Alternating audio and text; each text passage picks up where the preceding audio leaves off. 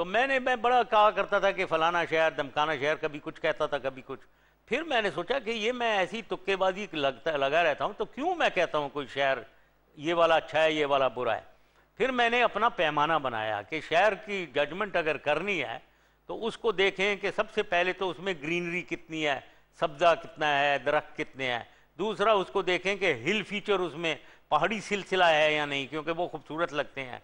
मुशर्रफ साहब, ये आपका पैमाना सुन के इसी वजह से लगता है कि आपको इस्लामाबाद बहुत ज़्यादा पसंद है, और ऐवान सदर भी, क्योंकि उसके इर्द गिर्द काफ़ी सब्जा है, पहाड़ है, रावल डैम है। जी मुशर्रफ साहब, आपसे नेक्स्ट क्वेश्चन पूछते हैं। सर मेरा सवाल ये है कि आपकी दौर में बहुत सारे अदारे प्राइवेट हुए, क्या इससे पाकिस्तान की मईशत को कोई नुकसान नहीं पहुंचा? ना, ये फिर आपको बिल्कुल गलत फहमी है।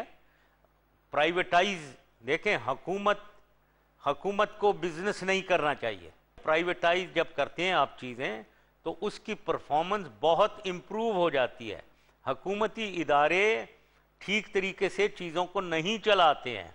तो मेरी नज़र में हमारा, अगर हमें इकोनॉमिकली आगे जाना है, ज़्यादा से ज़्यादा हमें प्राइवेटाइज करना चाहिए, और हुकूमत की कंट्रोल इकोनॉमिक उसके ऊपर जितने भी इदारे हैं, हुकूमत को बिजनेस से आउट होना चाहिए। ठीक है जी, नेक्स्ट क्वेश्चन जी। आप कहते हैं, और मैं आपकी बात से इत्तफाक भी करता हूँ, कि जो जो सियासतदान आजमाए जा चुके हैं उन्हें वापस नहीं आना चाहिए, और यकीनन नहीं आना चाहिए। तो आप किस मुंह से वापस आ रहे हैं? आप भी तो आजमाए हुए हैं। आप कहते हैं कि हम टॉप 11 में आ गए थे, तो क्या आप उन बातों को याद नहीं रखते कि आपके दौरे हुकूमत में इस कौम की बेटी, हमारी बहन को अमेरिका के हवाले कर दिया गया?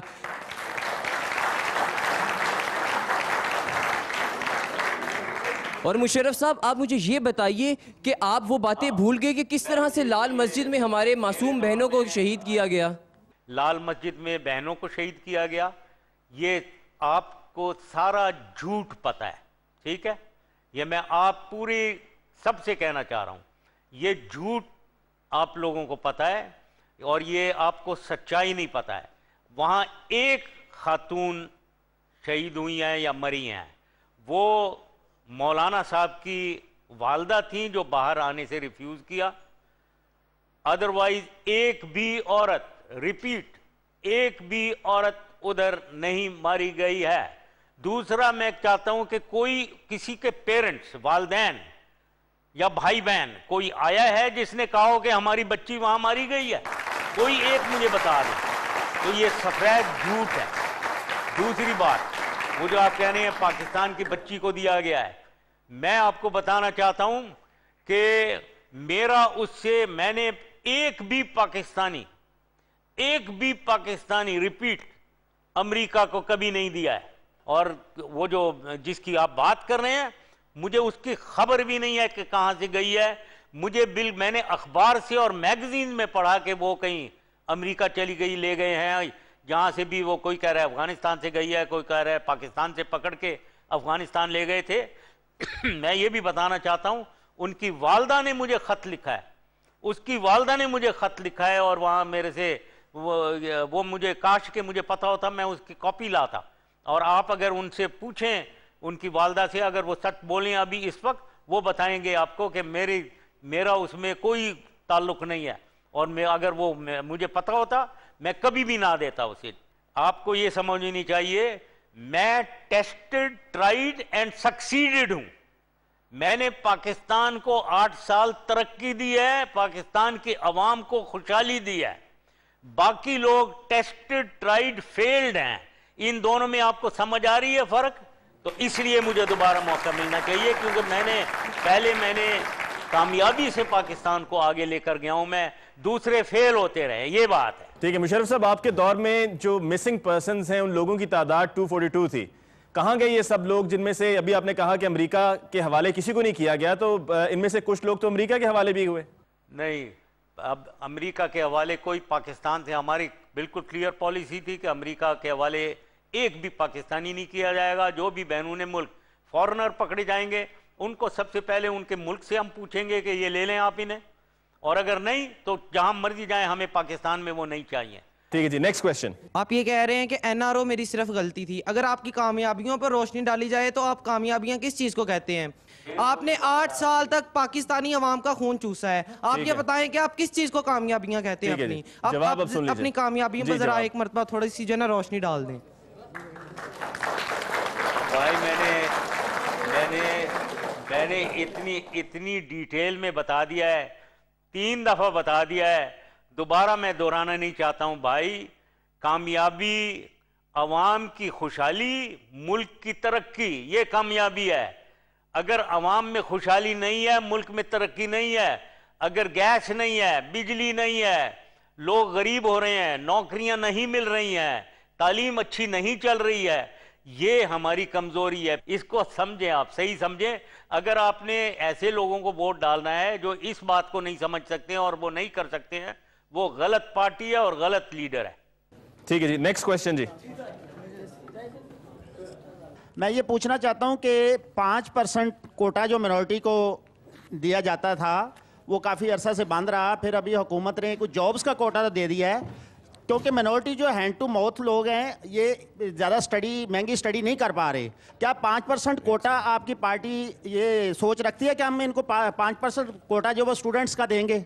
ये बिल्कुल देना चाहिए। अब इसकी जब अगर कभी आगे मौका मिला तो बिल्कुल कोटा माइनॉरिटीज़ को मिलना चाहिए, ताकि आपको एक बराबरी महसूस हो मुसलमानों के साथ। परवेज़ मुशर्रफ साहब, डॉक्टर शाजिया खालिद का केस एक सामने आया था बलूचिस्तान से, जिसके बाद उनको मुल्क छोड़ के जाना पड़ा और जो मुबैना ज्यादती उनके साथ किसी फौजी अफसर ने की थी उनको बेगुनाह करार दे दिया गया। तो क्या आप नहीं समझते कि फौज की बलूचिस्तान में बदनामी या बलूचिस्तान में एंटी पाकिस्तान जो वहां पर तहरीक शुरू की गई उसकी एक वजह यह भी थी, और ये जनवरी 2005 का वाकया और उस वक्त आप ही की हुकूमत थी? ये हमने इन्वेस्टिगेट की थी, और ये मैं बताऊं कि ये बिल्कुल आप गलत कह रहे हैं कि फौजी कोई था। उसकी पूरी फौजी इंक्वायरी हुई है और देखा गया कि वो बात नहीं थी। उसमें बहुत सी बातें थी जो मैं इधर बयान भी नहीं करना चाहता हूँ, लेकिन मैं आपको बताऊं कि वो अपनी मर्जी से बाहर गई हैं, उनको मदद की गई है, बहुत पैसे दिए गए हैं क्योंकि वो जाना चाहती थी, क्योंकि उनके ऊपर ऑनर किलिंग वगैरह, उनका रिश्तेदार उनको ख़तरा ये था कि उनके रिश्तेदार उनके ऊपर कोई ऑनर किलिंग हो सकती है। उनको बचाने के लिए, ये अब आपको मैं बता रहा हूं क्योंकि आप पहली दफ़ा पूछ रहे हैं, उनकी प्रोटेक्शन के लिए वो खुद उनकी मर्जी के मुताबिक उनको सपोर्ट करके वो गई हैं वहां बाहर, और फौजी नहीं इन्वॉल्व था। ठीक है, अब आप वापस आ रहे हैं पाकिस्तान इस महीने के एंड पर। ये बताइए किस शहर का आपने इंतखाब किया है? आपने इस्लामाबाद आना है, कराची आना है या लाहौर आना है? वो करेंगे, वो बिल्कुल वो मैं फैसला करूंगा, ये जलसे में बताऊंगा, और अभी नहीं बता सकता। जलसा है पाकिस्तान में, वो कराची में, वो उस जलसे में मैं अनाउंस करूंगा इंशाअल्लाह ताला। और आपके लिए कोई रुकावटें खड़ी की गई जलसागाह के हवाले से? वो उधर रुकावटें कुछ की गई थी, वहाँ कोई जो स्टेज बनाया जा रहा था, कोई पुलिस ने कोई एक्शन वैक्शन उनके खिलाफ किया, लेकिन अभी वहाँ ठीक है सूरत हाल। ये होने नहीं चाहिए। पुलिस को चाहिए कि वो बिल्कुल बैलेंस हाथ रखें। वहाँ इमरान खान का भी जलसा हुआ है, तो हमारा भी जलसा अगर हो रहा है तो उसी तरीके से उसकी परमिशन वगैरह होनी चाहिए। ठीक है जी, नेक्स्ट क्वेश्चन जी। मुझे आपसे ये पूछना है कि बेनज़ीर भुट्टो के कत्ल के केस में आपको नॉमिनेट किया गया है, बल्कि आपको इश्तिहारी करार दे दिया गया है। क्या आप जब पाकिस्तान वापस आएंगे तो चीफ जस्टिस अगर आपको इस सज़ा देते हैं तो क्या आप उस सज़ा को कबूल करेंगे?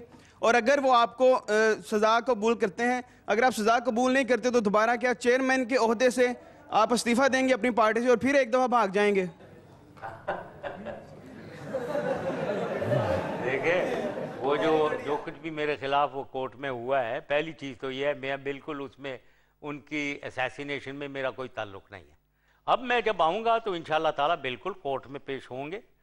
मेरी तो बिलीफ है कोर्ट को बिल्कुल मैं पेश होऊंगा कोर्ट में, और जो कोई भी फिर आगे चलता है वो उसके मुताबिक कोर्ट के केस को मैं पाकिस्तानी जुडिशरी के साथ ही उसको सॉल्व करेंगे इंशाअल्लाह, और उनका फैसला जो है वो बिल्कुल कबूल करना पड़ेगा। पाकिस्तान में अब पॉलिटिशियन को बहुत ज़्यादा पैसा यूज़ करना पड़ता है, और पार्टियों को तो इससे भी ज़्यादा पैसा इन्वॉल्व हो गया है अब इस पॉलिटिशियन में। तो आपकी जो पार्टी है ये पैसा कहाँ से प्रोड्यूस करेगी इलेक्शन लड़ने के लिए? ये जो भी मेरे पास मैं इस्तेमाल कर रहा हूँ वो बिल्कुल वो ना पाकिस्तान की आवाम का एक पैसा है ना पाकिस्तान का है। तो आप छोड़ें इसको, वो मेरा पैसा है या मेरे दोस्तों का पैसा है, वो आप छोड़ दें। पाकिस्तान का नहीं है, पाकिस्तान की आवाम का नहीं है। परवेज़ मुशर्रफ साहब आपका बहुत बहुत शुक्रिया कि आपने वक्त दिया। नाज़रीन, आज के प्रोग्राम में साबिक सदर जनरल रिटायर्ड परवेज़ मुशर्रफ साहब ने स्टूडेंट्स के सवालात का जवाब दिया और आज के शो में बहुत से इशूज़ पे बात हुई। डॉक्टर आफिया सिद्दीकी के हवाले से बात हुई, लाल मस्जिद केस के हवाले से बात हुई, अकबर बुगटी के कत्ल के हवाले से बात हुई और फिर मुशर्रफ साहब के दौर में जो NRO के केसेस थे उनको ख़त्म किया गया। मोहतरमा बेनज़ीर भुट्टो पाकिस्तान वापस आई, साबिक वज़ीर आज़म और सदर पाकिस्तान मुस्लिम लीग नवाज़ मियां मोहम्मद नवाज शरीफ साहब वापस वतन आए, तो उस डील के हवाले से भी बात हुई और उन्होंने अपने हवाले से, अपनी जमात के हवाले से बताते हुए कहा कि मैं बहुत सेटिस्फाइड हूँ और पुरअज़्म हूँ कि वापस वतन लौटने पर यकीनन हमारी जमात को बहुत सपोर्ट मिलेगी। वही बात जो हम अब सब सोच भी रहे हैं कि क्या इन जलसे जुलूसों से हम ये अंदाज़ा लगा सकते हैं कि ये सियासी जमातें इलेक्शंस में भी ऐसा ही इनका टर्न आउट होगा और ऐसी इनको सपोर्ट मिलेगी, क्योंकि जलसों में इतनी लोगों की तादाद का होना ज़रूरी नहीं है कि टर्न आउट भी उतना ही हो। नवाज शरीफ साहब के बारे में उन्होंने कोई ज़्यादा तनकीद तो आज के प्रोग्राम में परवेज़ मुशर्रफ साहब ने नहीं की, लेकिन उन्होंने कहा कि पॉलिसीज़ बनाने हुए ये ज़रूर देखना चाहिए कि ग्राउंड रियलिटीज़ क्या हैं, उन ग्राउंड रियलिटीज़ की रोशनी में ही पॉलिसीज़ का होना बहुत ज़रूरी है। इस चीज़ को उन्होंने कैटेगोरिकली डिनाई कर दिया जब मैंने उनसे पूछा कि उनको किसी का कोई डर है, कोई खौफ है या वो डर के भाग गए हैं, जबकि ये खबरें भी गर्दिश कर रही हैं और इसमें किसी हद तक सच्चाई भी है कि साबिक सदर परवेज़ मुशर्रफ साहब अब से कुछ दिन बाद बरतानिया, अमरीका और सऊदी अरेबिया जाएंगे, जहां पर किंग अब्दुल्ला से वो मुलाकात करेंगे ताकि उनको वो गारंटीज मिले जिनका हासिल करना उनके लिए बहुत ज़रूरी है पाकिस्तान वापस लौटने से पहले। आज का प्रोग्राम बस यहीं तक। इंशाल्लाह आपकी खिदमत में अगले हफ्ते फिर हाजिर होंगे। तब तक के लिए मुझे अली मुमताज़ को हम लोग की टीम के हमरा दीजिए इजाज़त। जाते जाते हमारा ईमेल एड्रेस भी नोट कर लीजिए, हम लोग @sama.tv। अपनी आरा से हमें ज़रूर आगाह कीजिएगा और हमारा फेसबुक पेज भी है, इसको ज़रूर विजिट कीजिएगा। इंशाल्लाह आपकी खिदमत फिर हाजिर होंगे। अना निगहबान।